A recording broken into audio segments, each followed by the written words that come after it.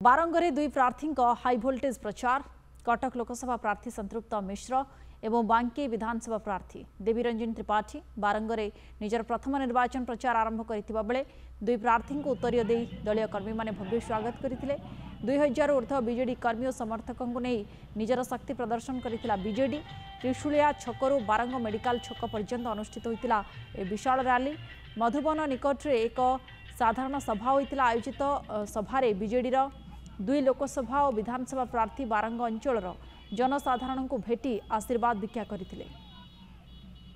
ओडिशार जनसाधारण जानते जे तांको कल्याण पई किए काम करिछि केते करिछि एवं ये बांकी एवं बारंग एरिया लोक मैंने जानते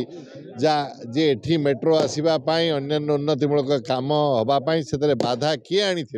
एवं किए मेट्रो को करुचे एठिपाई ए समस्त आम मतदाता मैंने जानते तेणु आम मान मनरे कौन सन्देह नहीं जे आम बहुमत विजयी हबू। गणतंत्र महापर्वर बिगुल बाजी से गणतंत्र महापर्वर बिगुल रे ओडिशार विकास रे बारंग तार विकास भाग्य जोड़ब एवं नवीन बाबू से विकास भाग्य भागदौड़ ने